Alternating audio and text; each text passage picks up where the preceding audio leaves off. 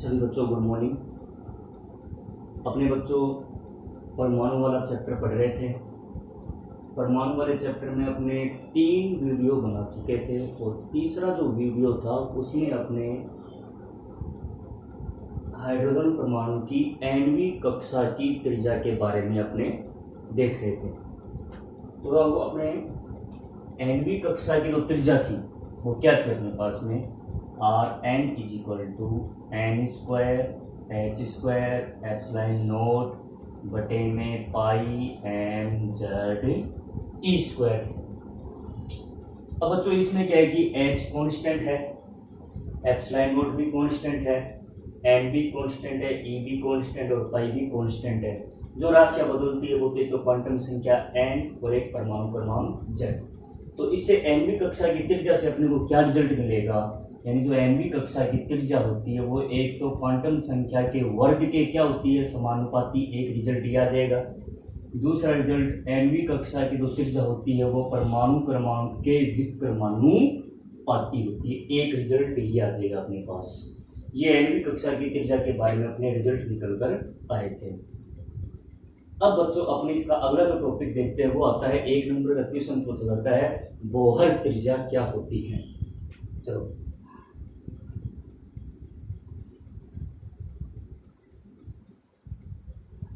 Next जो topic है वो है अपना पास बोहर त्रिज्या।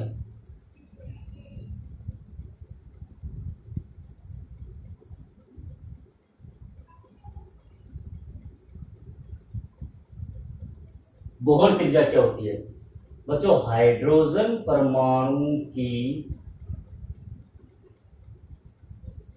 पहली कक्षा की त्रिज्या, पहली कक्षा की त्रिज्या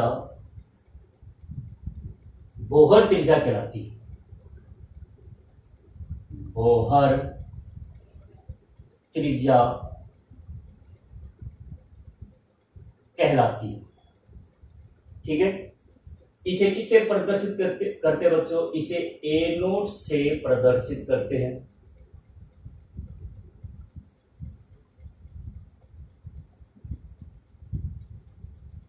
A0 से प्रदर्शित करते हैं।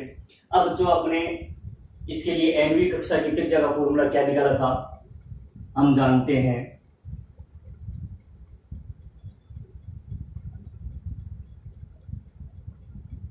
कि nवीं कक्षा की त्रिज्या Rn = क्या थी, n² h² ε0 अपॉन में πmz e², ये थी, ठीक है। और हाइड्रोजन परमाणु के बारे में बात कर रहे हैं अपने। और हाइड्रोजन परमाणु के लिए z की वैल्यू कितनी होती है, 1 होती है। तो Rn की वैल्यू कितनी आ जाएगी अपने पास में, n² h² ε0 अपॉन में πm e², यह आ जाएगी वैल्यू अपने पास में।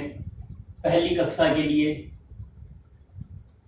पहली कक्षा के लिए n = 1 रखने पर तो क्या रखेंगे, R1 = h² ε0 अपॉन में πm e², समीकरण नंबर 2।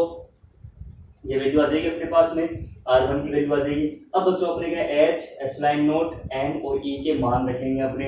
तो देखो अपने पास h की वैल्यू कितनी होती है, 6.62 × 10⁻34 जूल सेकेंड। ε0 निर्वात / वायु की विद्युतशीलता होती है, इसकी वैल्यू कितनी होती है, 8.85 × 10⁻12 कूलम्ब² प्रति न्यूटन मीटर स्क्वायर। फिर किसकी वैल्यू निकालेंगे अपने, n की वैल्यू रखो, m = इलेक्ट्रॉन का द्रव्यमान 9.1 × 10⁻31 किलोग्राम, ठीक है बच्चों। इलेक्ट्रॉन का आवेश E = 1.6 × 10⁻19 कूलम्ब। पाई का मान 3.14 होता ही है। मान रखने पर तथा हल करने पर, तो डायरेक्ट अपने लिख देते हैं इसमें R1 is equal to a naught, क्योंकि R1 को ए नोट से लिख सकते हैं अपने बोहर त्रिज्या को। वैल्यू कितनी आएगी 0.529 एंगस्ट्रॉम। इसको हल करेंगे, मान रखेंगे तो ये वैल्यू आ जाएगी। ये बोहर त्रिज्या होती है, तो बोहर त्रिज्या का मान कितना होता है 0.529 एंगस्ट्रॉम होता है। ये अपने पास वैल्यू आ जाएगी। तो बच्चों आप इसमें क्या कर सकते हैं कि ये समीकरण 2 की जो वैल्यू है इसको समीकरण नंबर 3 दे दो आप, ठीक है। समीकरण 2 को आप 1 में भी रख सकते हैं, ठीक है। और 2 से वैल्यू कितनी है अपने पास 0.529 एंगस्ट्रॉम। तब समीकरण क्या लिखेंगे अपने, समीकरण 2 को 1 में रखने पर, समीकरण 2 को समीकरण 1 में रखने पर तो कितना आ जाएगा Rn। बच्चों देखो n स्क्वायर और z तो एक तरफ रख लो, h स्क्वायर f9 नोट बटे में पाई n स्क्वायर की वैल्यू कितनी R1 है, तो इसको इससे लिख सकते हैं कि n स्क्वायर बटे में z इंटू में कितना R1 लिख सकते हैं। तो Rn इजिकल टू कितना आ जाएगा अपने पास में n स्क्वायर बटे में z इंटू में 0.529 एंगस्ट्रॉम। ये रिजल्ट आ गया। ये बच्चों क्या है कि किसी भी परमाणु के लिए nवीं कक्षा की त्रिज्या है। ये तो अभी निकल कर रिजल्ट निकाला आपने, Rn इक्वल टू कितना है n स्क्वायर बटे z गुना में 0.529 एंगस्ट्रॉम। ये किसी भी परमाणु के लिए nवीं कक्षा की त्रिज्या का फॉर्मूला है। अब परमाणु क्रमांक z है ये अपने पास, क्वांटम संख्या n है।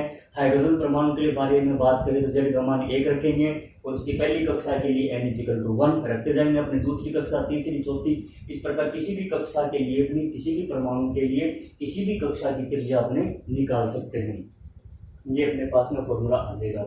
इससे संबंधित क्या बच्चों आपके न्यूमेरिकल में काफी हेल्प मिलेगी। इसके न्यूमेरिकल में मैं करवाऊंगा तो न्यूमेरिकल में काफी आपको हेल्प मिलेगी इस सूत्र से। चलो आगे देखते हैं अगला टॉपिक कौन सा है। अगला भी इंपॉर्टेंट रिजल्ट है, वो भी अपने देखेंगे अभी।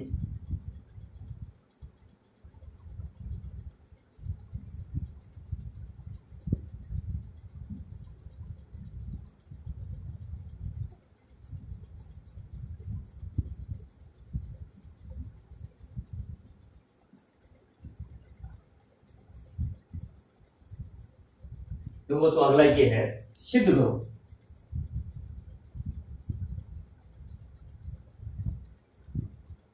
कि हाइड्रोजन परमाणु के लिए, ये सिद्ध करना अपने को, R1 अनुपात R2 अनुपात R3 अनुपात R4 अनुपात 2 बराबर 1 अनुपात 4 अनुपात 9 अनुपात 16 अनुपात 2, ये सिद्ध करना है, ठीक है। इसका प्रूफ करते हैं, बहुत सिंपल प्रूफ है इसका।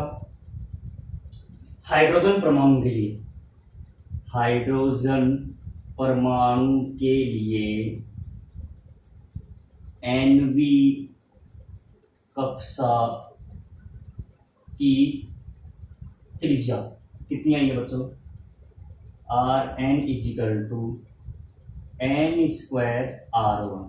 आई नहीं आई, ये बटे में जड़ था तो बटे में जड़ है, उसकी वैल्यू मैंने 1 रख दी है और इनको मैं R1 कर दिया। अब बच्चों इसमें क्या करेंगे, n बराबर 1 रखने पर रखो तो R1 is equal to 1 square into में R1 तो कितना आ जाएगा 1 इंटू में R1, समीकरण नंबर 2। फिर n बराबर में कितना रखेंगे 2 रखने पर 2 रखेंगे तो कितना देगा R2 बराबर 2 स्क्वायर इंटू में R1 यानी इंटू कितना देगा 4 इंटू R1, समीकरण नंबर 3। फिर n बराबर में कितना रखेंगे 3 रखने पर 3 रखेंगे तो R3 बराबर में कितना देगा 3 स्क्वायर इंटू में R1 यानी 9 इंटू में R1, समीकरण नंबर 4, ठीक है। फिर क्या रखेंगे n बराबर 4 रखने पर 4 रखेंगे तो R4 इजिकल टू कितना देगा 4 स्क्वायर इंटू में R1 इजिकल टू 16 इंटू में R1, समीकरण नंबर 5। ये सारे मान आ गए अपने पास में। 2 3 4 का अनुपात लेने पर अनुपात लेंगे तो इम्प्लाइज कितना आएगा अपने पास में R1 अनुपात R2 अनुपात R3 अनुपात R4 dot dot dot dot dot कितना देगा अपने पास में यह आएगा बच्चों देखो 1 इंटू R1 अनुपात 4 इंटू में R1 अनुपात 9 इंटू में R1 अनुपात 16 R1 ठीक है डॉट डॉट डॉट R1 से R1 कैंसिल हो जाएगा बच्चों तो कितना देगा 1 अनुपात 4 अनुपात 9 अनुपात 16 अनुपात डॉट डॉट डॉट डॉट ऐसे ये अपना एक इम्पोर्टेंट क्वेश्चन भी है एग्जाम में 2 नंबर का पूछा जाता है किसी के लिए हाइड्रोजन परमाणु के लिए इनकी जो त्रिज्याओं का अनुपात होता है वो 1 अनुपात 4 अनुपात 9 अनुपात 16 अनुपात डॉट डॉट डॉट चलता जाएगा। चलो आगे देखते हैं अगला टॉपिक करते हैं अपने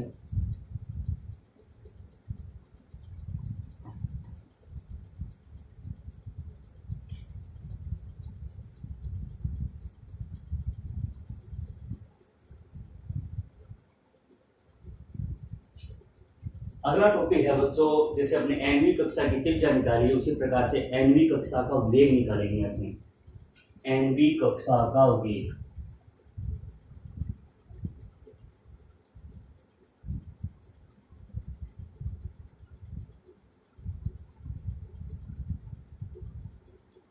ठीक है इसमें देखो अपने त्रिज्या निकालने के लिए अपने बोहर का प्रथम अभिग्रहित लिया था दूसरा अभिग्रहित लिया था तो वही इसमें काम करना अपने को कि बोहर के प्रथम अभिग्रहित से बोहर के प्रथम अभिग्रहित से क्या था mv² अपॉन में Rn is equal to kz² upon में Rn²। तो इससे ये आएगा mv² यानी Rn से Rn कैंसिल हो गया इजिक्वल टू kz² अपॉन में कितना Rn। ये अपने को पता है समीकरण नंबर 1। इसी प्रकार द्वितीय अभिग्रहित से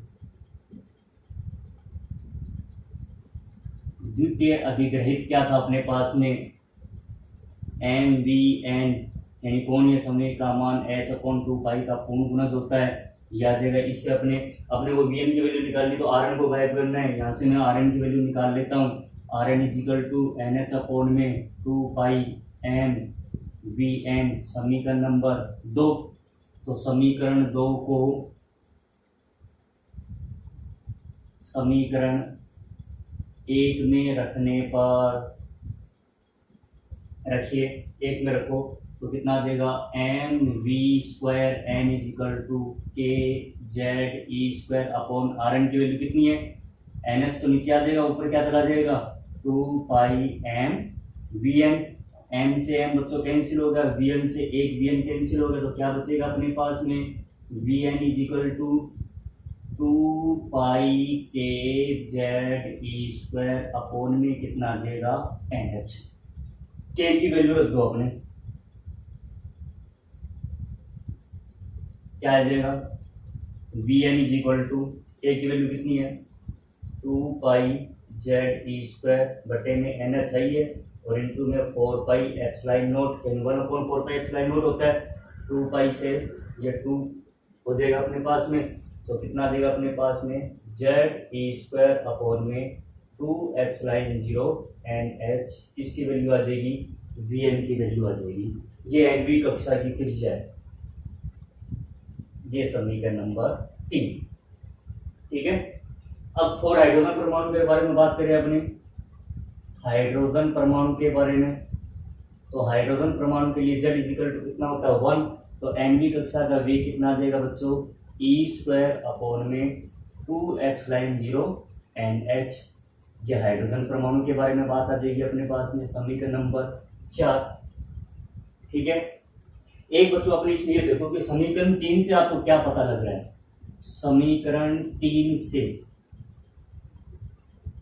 देखो E constant ε0 constant h constant जो 9वीं कक्षा का जो वेग है वो एक तो परमाणु क्रमांक के समानुपाती होता है और एक उसकी क्वांटम संख्या के व्युत्क्रमानुपाती होता है। ये भी अपने पास में इंपॉर्टेंट रिजल्ट है, इसके ध्यान रखने योग्य बात है। तो एनवी कक्षा का वेग परमाणु क्रमांक के समानुपाती और उसकी क्वांटम संख्या के व्युत्क्रमानुपाती होता है।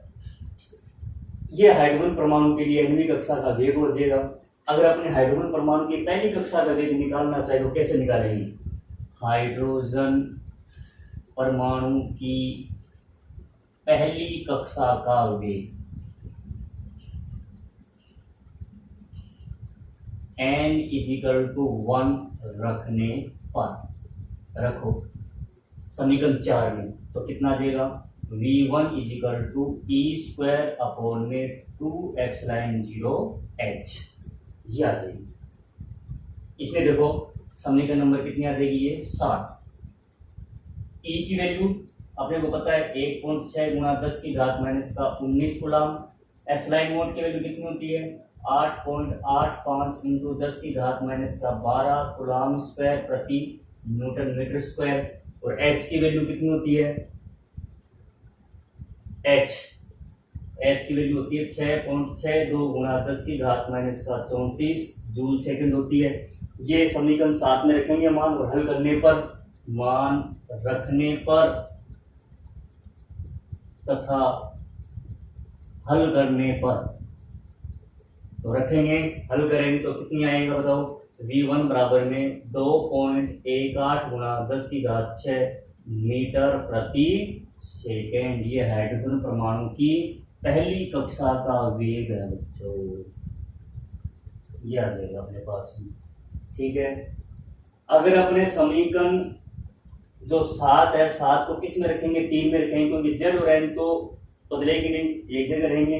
e²/2ε0h की वैल्यू कितनी अपने पास में? v1 है। समीकरण 7 को 3 में रखो, समीकरण 7 को समीकरण 3 में रखने पर, रखेंगे तो बच्चों क्या आएगा?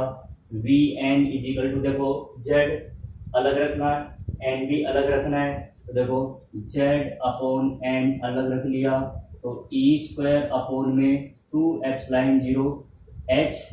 इसकी वैल्यू क्या है? देखो v1 है या नहीं है, तो vn = कितना देगा? z/n इंटू में कितना देगा?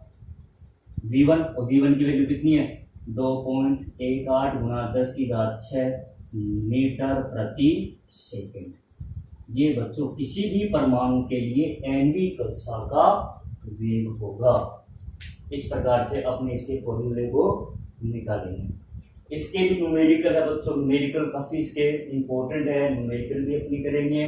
तो आज के लिए अपने क्या पढ़ा है? केवल आज आपने पढ़ा है, एक तो बोहर त्रिज्या के बारे में पढ़ा था, और एक आपने पढ़ा है एनवी कक्षा का वेग। बिल्कुल सिंपल, कुछ नहीं करना। बोहर मॉडल के तो 2 अभिग्रह था, उसको लेकर चलना है। उसको लेकर चलने के अपने को जो वीएन की वैल्यू है वो निकालनी है अपने को। ठीक है, आज के लिए अपने इतना पढ़ेंगे। धन्यवाद बच्चों।